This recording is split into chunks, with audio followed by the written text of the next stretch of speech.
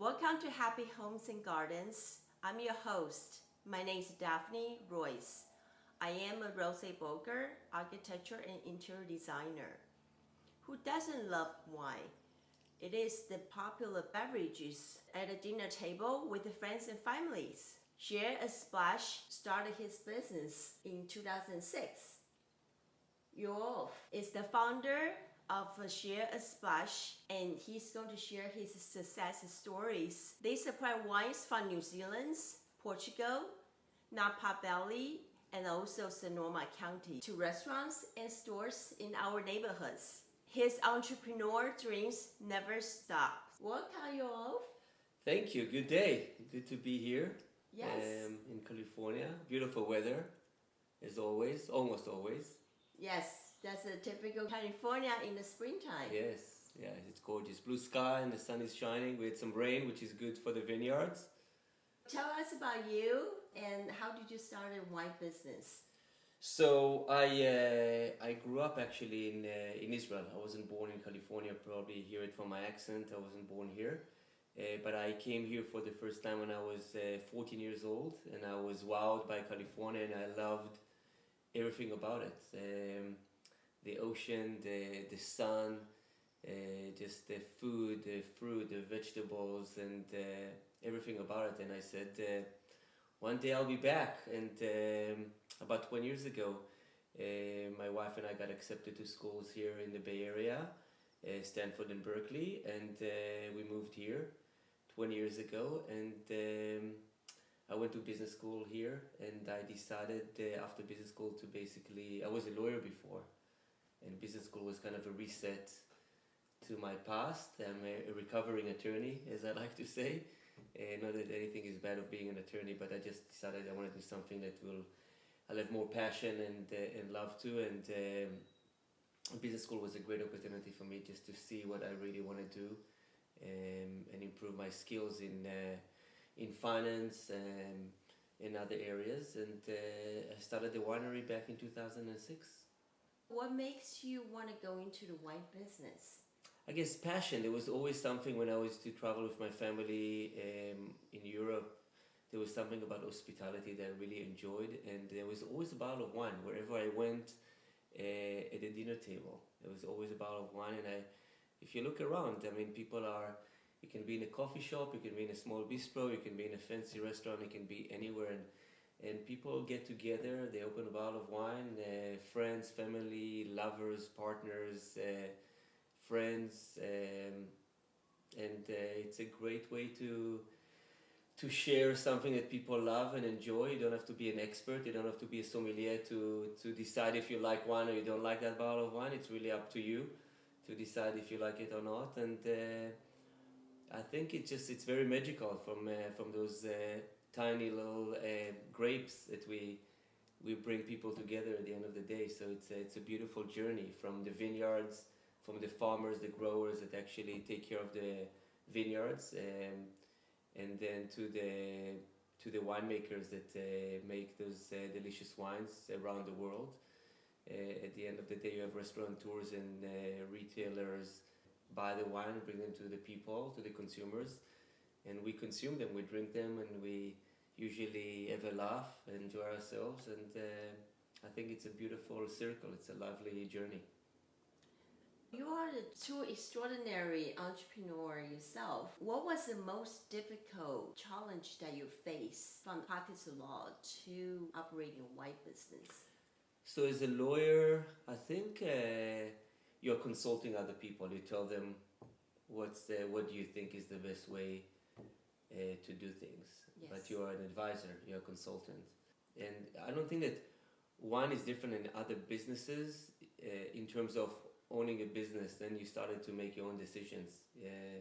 The lawyers, the accountants, the advisors can tell you so much, but at the end of the day, it's your decision. So it's any entrepreneur. I think here in the Silicon Valley we call it entrepreneurs, but entrepreneurs exist in all over the world, in small villages and in big cities. So it doesn't have to be only here. It's true that here in the Silicon Valley we have a lot of entrepreneurs, especially 99.9% in tech. I guess I'm one of the only ones that is not in tech in the Silicon Valley that is considered an entrepreneur, but it just making your own decisions, making your own mistakes, learning from your mistakes, and a lot of times you're on your own, you're alone. You have a team of people with you, but at the end of the day you are. So this is the most challenging and difficult thing is you are alone. I mean, especially when you wake up in the 2 o'clock in the morning and you're not sure if you made the right decision or if there are, Mother Nature is throwing a lot of things at us. So it's not just dealing with banks and dealing with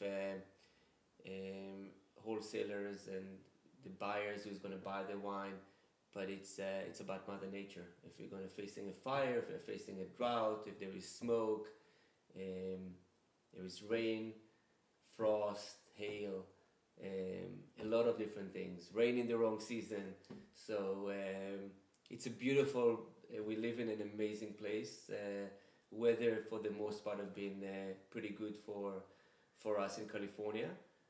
But as we all know, in the last 10, 15 years, it's been more challenging than ever in terms of fires. That have been and drought as well. So that's the two things that have been that keeps me up at night, especially during the summer days. Basically, the wine business is depending on the grapes. Correct. No grapes, no wine. Absolutely. And we are actually facing drought conditions in the last few years. Would that impact how the wine tastes? Sounds like there's a lot of impact to the wine. Of course, yeah, of course. Usually, when you have drought, the yields are lower. So first of all, if you have a plan that you are planning to make, X amount of wine, and you have a drought, most likely that you're going to make less wine that year. And you never know. It's not like a formula that you bake. We're not making a soft drink that 100% that you're gonna mix it with water and you're gonna have enough wine. It's unfortunately we depends on those on the conditions of Mother Nature. So it is absolutely, it changed the taste profile. Yes, the taste profile can be affected as well. Obviously, some would say actually that vines have to survive and have in tougher conditions you actually make better wine. Some would say that because the vines the roots have to go deeper and survive, and it makes a more concentrated wine. The wine can be have more structure, more interesting in terms of flavors. So some would say that that can happen as well in drought years. But it can be also deadly. It can be vines cannot survive if if you have a heat wave plus drought conditions.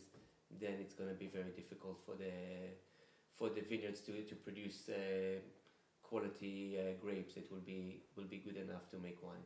California has a serious fire conditions Yes. since 2017. Yeah. Would the fire smoke impact the grapes? Of course. So two things. First of all, the fires usually for the most part, started later in the harvest time. So August is usually when we harvest the white wines, and later in the year, September, October, we usually harvest the red wines. So it depends. So white wine usually don't really get affected by fires. First of all, because we harvest them earlier, so they're lucky. That's one. Red wines, obviously, as I mentioned, we harvest them a little bit later in the year. When the fires usually start, it usually happens, even though the things are changing on a year-to-year basis. So it's not like it's going to happen every year. But red wine is definitely more affected by it. There is more skin contact as well with the wine, and the skin is observing all the smoke, and that's what creates that smoky flavor. So it's not a question of like, yes, we're gonna have wine with a smoky flavor. No, you cannot make wine like that. So the wine will not taste good.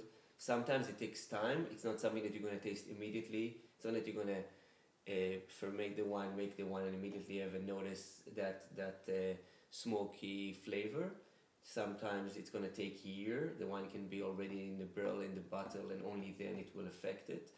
you're gonna start seeing the hints of smoke in the taste profile. So we send the wine, we send the grapes to the lab, and then they can detect that and know if that wine, if those grapes can actually have observed already smoke in them, and then you cannot make the wine. So it's not a question of, okay, it's great, we're gonna have some smoky flavors, characters to the wine.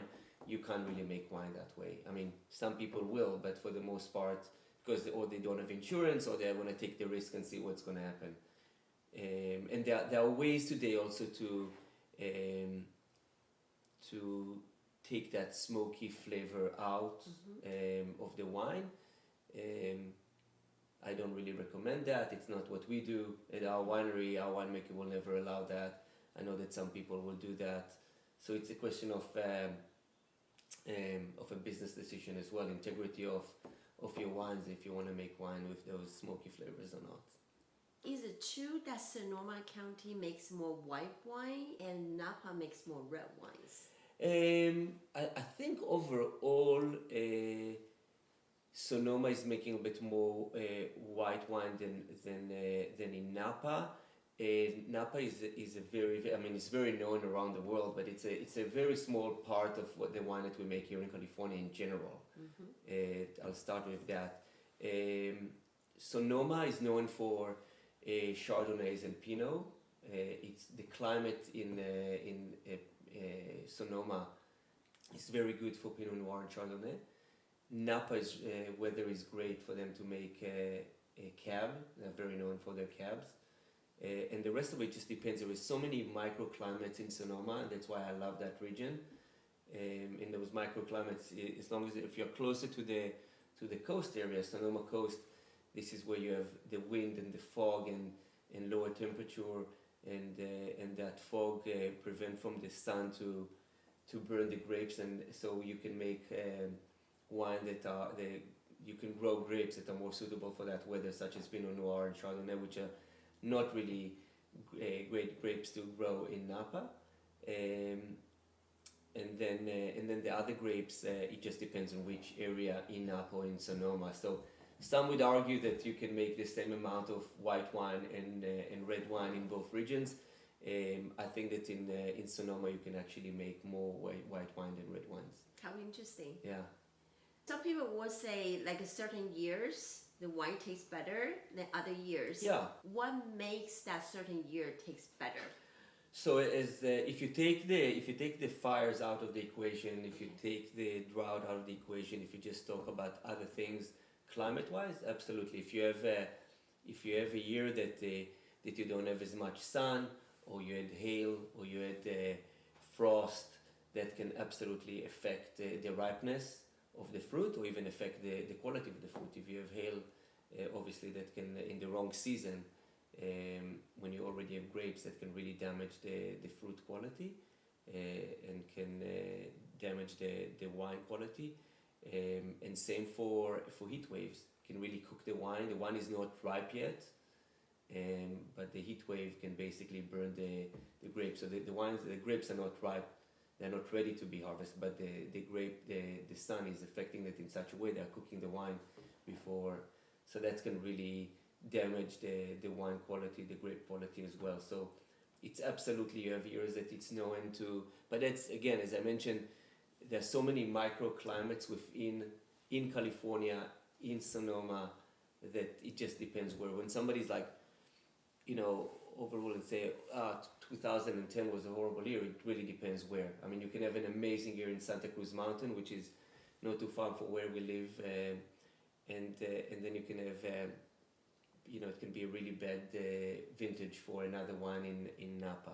So it really depends where the elevation, where it exactly happened, where that climate event happened. Basically, the wine depends on the different regions. Absolutely. Throughout Yeah. California Yeah, but there are years that you can say, 2000 and, I mean, especially, we like, people like to say, Bordeaux in 2010 was a bad year, or 15 in Tuscany was a great year, and 16 was even better year. So it just really depends where around the world. You cannot generalize and say, okay, 2010 was a good year or a bad year. It really depends where, even within, I would say, Bordeaux, the areas that will be more affected and less affected. And of course, same thing goes to other regions around the world. So that's the beautiful thing about the world these days, that it can be, that now we are citizens of the world, and we have access to wine from all over, so we can actually see and we can read and know, check ourselves what's true. We don't have to just to basically believe one person. We can try it ourselves, or have enough resources to check out and understand better what we're drinking. For the global warming condition and drought condition, there's so many crises throughout the world right Yes. now. And I remember I visited the greenhouse. Mm-hmm. They actually put vineyard inside the greenhouse. Yeah. So would that be our feature? I hope not. Okay. I like, the way that with all the issues that we have with Mother Nature, I think I love those, that we have to fight what Mother Nature is offering us and do get the best out of it. Otherwise, you can just make wine in the lab and that's it. I think that's a beautiful thing about nature, that we have to ride alongside it and not try to fight it, and get the best out of it. So, and that's a nice thing about from vintage to vintage. Wine won't taste exactly the same. You can have your philosophy, you can have your impact on the consistency and style that you would like, but obviously things will otherwise it's just like drinking a soft a soft drink, and it's not the point of making wine. Making wine, you definitely want to get the best out of Mother Nature and get what is there that it gives us. And with a good winemaker, it's a lot of art as well alongside. There is definitely science behind it as well, but it's like raising kids. There is no one recipe to do it, right? I mean, you just have to adapt and change and find the right what's right for one wine a specific year. It doesn't mean it's going to be the right thing for a different wine in a different year. It will change from one region to another, from one vintage to another, and from winemakers have different philosophy how to make their wines as well. So that can definitely affect the wine. So you started your first wine in 2006. And how many wines that you made locally, and how many wines are imported from different countries currently? Yeah, so Cannonball was our first, my firstborn. We made a Cannonball Cab, and our first account actually was here in Menlo Park at Draeger's. And that was the wine that we released we released that wine in 2007 actually. So it was a 2005 vintage, but we released that wine in 2007, and we made 5,000 cases of Cab, and it was sold in 3 months. So we were pretty successful. It's almost 60,000 bottles of wine that we sold pretty fast. So we knew that we were doing something right, and that was the first one. Then the recession hit back in 2008. It was actually really good timing for us, because our wine, you can find it on the shelf for $15, $16 for a bottle of wine. And a lot of people that are drinking expensive wines, or more expensive than wine for $40, $50, $60, $100 bottle of wine, suddenly realize they cannot open that bottle of wine every night. They need to downgrade their basically spend on wine. That was one thing. And then restaurants as well. Restaurants started to realize that they need wine that is more affordable by the glass, and we were at the right time, at the right price point. So Cannonball Cab was the first one that we kind of did a line extension, and we added the Chardonnay and the Sauvignon Blanc and then Merlot to that line of Cannonball. And all those wines are California appellated. And speaking again about the climate, it's a nice thing about having the flexibility. If you're not just in a very specific wine from a very specific vineyard, you can basically source, if you have fires or hail or drought in a specific area, it means that you can still get wine from a different, you can source your grapes from a different region within California. That's a beautiful thing about California, actually. There's so many different regions that are making, amazing wines. So that's a nice thing about being able to do that. So that's Cannonball. Cannonball is been around now for 16 vintages, 15 vintages, and then after that we have Angels and Cowboys, which is our famous rosé from Grenache. It is a Provence style that we make here in Sonoma. Beautiful, beautiful wine. Also for $15-16 for a bottle of wine. And that wine, super trendy to drink rosé. You were talking about, drinking. People are drinking more white wine than red wine. I think a lot of it is gonna do with rosé. People really enjoy it. And then the red blend of Angels and Cowboys, which is a Zinfandel blend that we make as well, which is great. Summer wine. A lot of people love Zinfandel.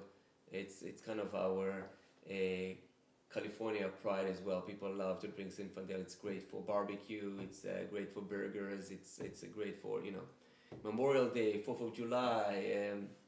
Just fun to have a barbecue outside, and you can do a picnic and drink that wine. It's super good with meat. So this is kind of our wines. We also have two bubbles that we started to make under Angels and Cowboys as well, a Brut and a Brut Rosé in a champagne method. And so this is our local wines that we make ourselves. And then we have a partnership in New Zealand with Astrolabe Wines, which is amazing, delicious Sauvignon Blanc, and they also make Chenin Blanc and Pinot Gris. It is delicious that we bring from them, and they also do Pinot Noir that is outstanding. So that's a partnership that we started back in 10 years ago. And it's a phenomenal wine. It is getting a lot of awards, a lot of attention from the media. It wasn't available until we brought it to the US 10 years ago. And then the other one that we started 2 years ago is from Twin Vine, and that's from the Jose Maria de Fonseca family, which is a 160 years old winery. And we are only bringing one wine, Vinho Verde. Vinho Verde is a region in Portugal, and it's a white wine. It's delicious, light, beautiful wine, and there is a lot of buzz about wines that are good for you. I wouldn't say that wines that are good for you. It's a question of how do you want to define what is good for you. But it's wine that is low in alcohol, low in sugar. It's 85 calories for a glass of wine. Usually, wine will be 120 to 140 calories per glass of wine. This one is almost 40% less, something like that. So it's definitely a delicious wine for the summer. Very light, very easy to drink, but beautiful flavors and amazing wine. So really enjoy bringing that wine. So that's the other partnership that we have outside of the US, outside of California. But the two main wines that we make here are Cannonball and Angels and Cowboys. This is kind of they're all part of the family, obviously, but Cannonball and Angels and Cowboys are the two wines that we started with, and it's the one that we make ourselves here. I love the design of the labels. Oh. Did you do that yourself? No. So people that are from the Bay Area they will say it looks familiar. So Michael Schwab is our graphic designer. He's an iconic graphic designer that was commissioned actually by the Golden Gate National Parks to design all the iconic parks such as Coit Tower and Alcatraz and Golden Gate Bridge and Muir Woods and Christie Fields and a lot of other things. And then he did another work for Amtrak around the country. And we were lucky enough to meet Michael and to work with him, and he is very known for his silhouette style of design, and it's like having a poster, on your label. I mean, this is on your bottle of wine, so it's pretty phenomenal. We have a lot of people asking to get posters of the label just because it's such a unique label. And we didn't have, we don't own the vineyards, we don't own a chateau or a beautiful winery or a cave inside a mountain. So for us it was natural to have something different than having a vineyard or a chateau on the label. And Cannonball for me, it was just like wine is the inner child. It doesn't matter how old you are, but wine should be fun and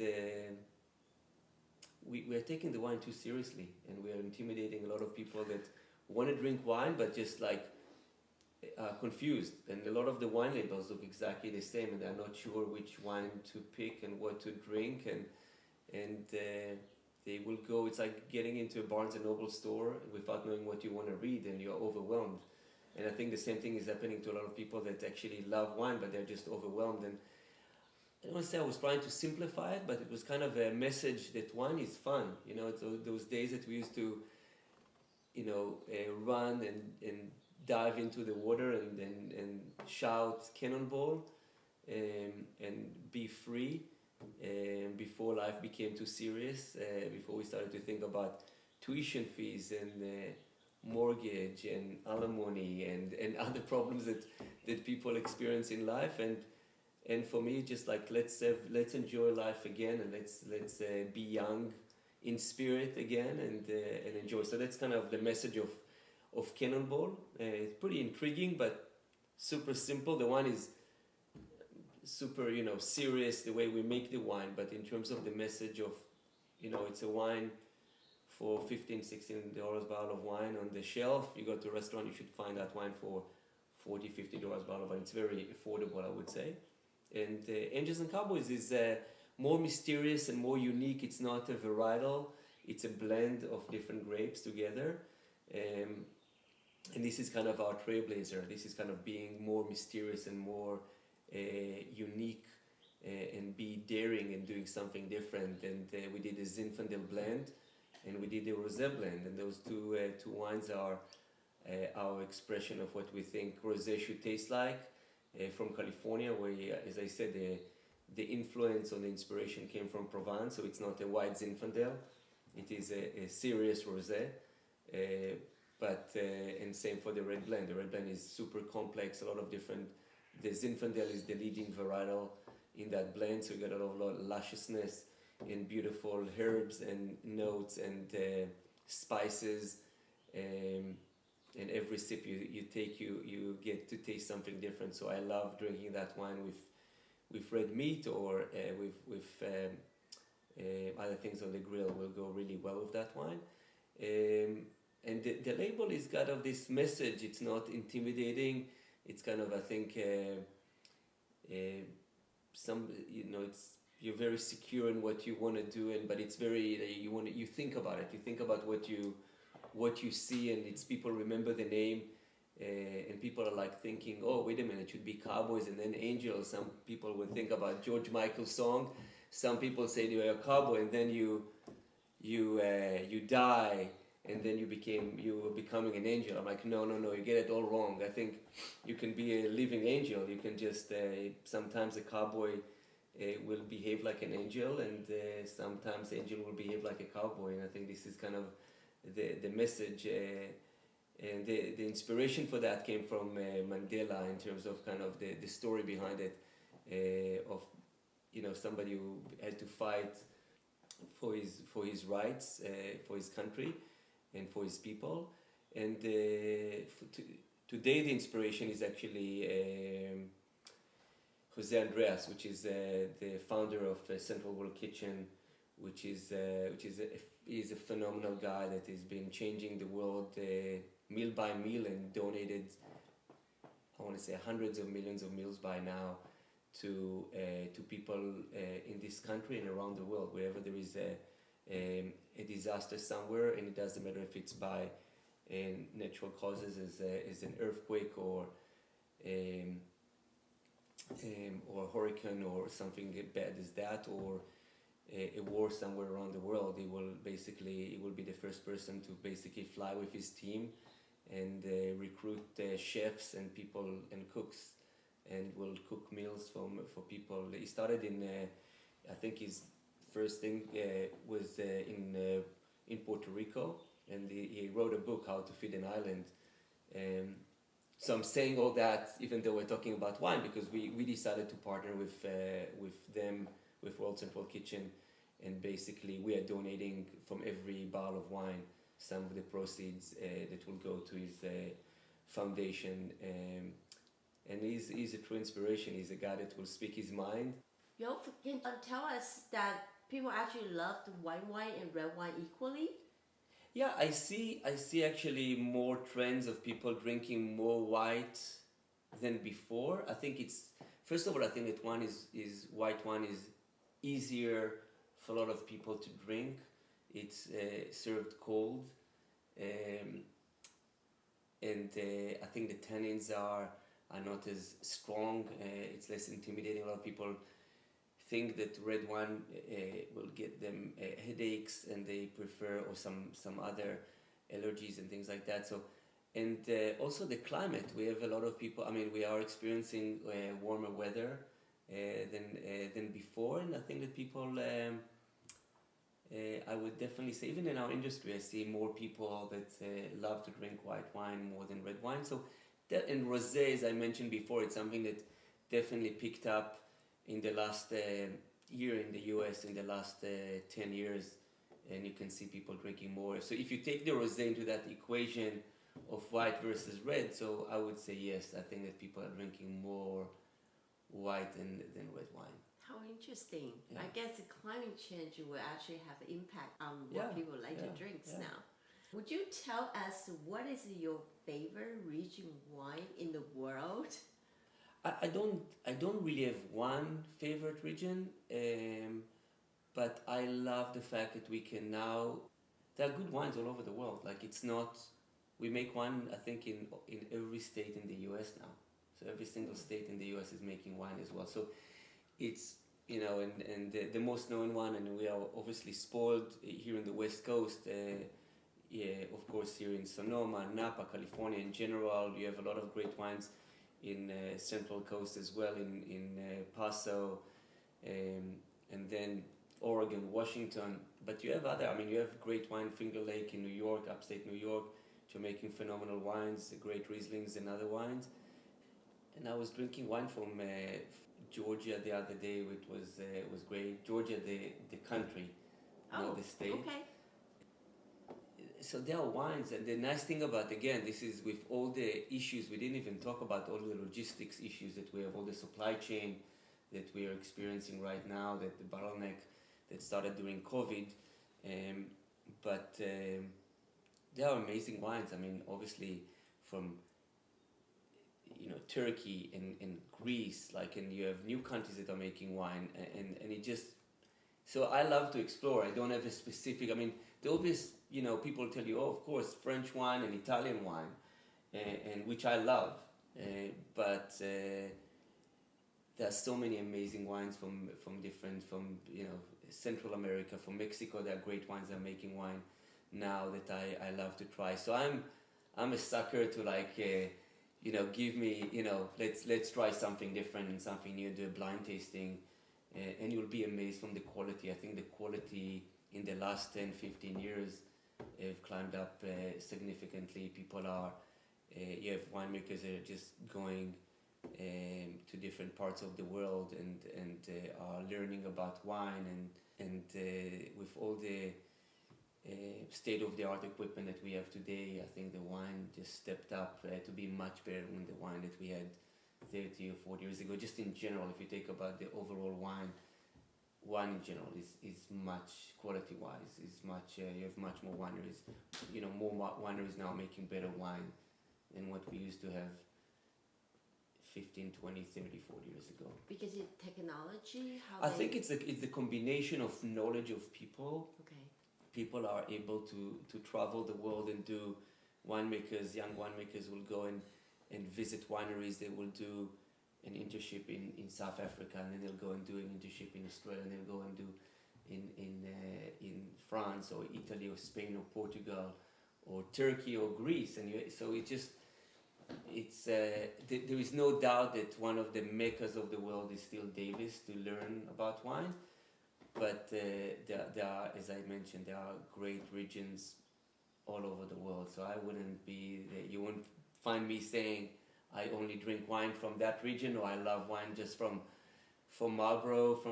There are so many different regions in New Zealand that are making phenomenal wines as well. So it's just a question of, like, the day and the time and the year and what the circumstances are. But I love to explore and just to, we're a global citizen now. Even if you, in our fingertip, you can go to a retail shop, or you go to an all over restaurants and find wines from all over, which is also, it's just a really nice thing to do.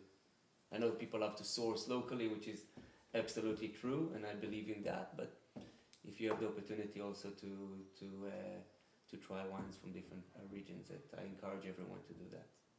Well, I'm big supporters sourced locally. Yes. And I know I can pick up your wines in Whole Food and Draggers. Yes. So tell us where else I can pick up your wine locally. In a lot of places, because we don't sell we don't make enough wine to sell to everyone. But the wines are available in the Bay Area in a lot of stores. Whole Foods have been phenomenal partners of ours, and Draggers as well over the years, and local restaurants from Vina Nautica to Evia to Bistro Vida in Menlo Park, and a lot of other places. So we have a lot of supporters that have been in St. Mike's Alley in Palo Alto. We have people that have been supporting us for many, many years. So it will be wrong of me to, and I already mentioned only 4, and I should have mentioned probably another 10. But yeah, I mean, from Whole Foods, Bevmo, Piazza, Draggers, as I mentioned before, and the others. I know that I'm gonna say, oh, I forgot that name and that name, but yeah, I mean, the ones are available. If people can go on the website to shareasplash.com and email us at divein@shareasplash.com and find information, and we'll be able to. And we also, if they can't find it in their local store, we can always ship them the wine as well. Great. Yeah. That's great to know. Yeah. Well, thank you very much, Yoav. Love to try more of your wine. Thank you. Absolutely. Thank you.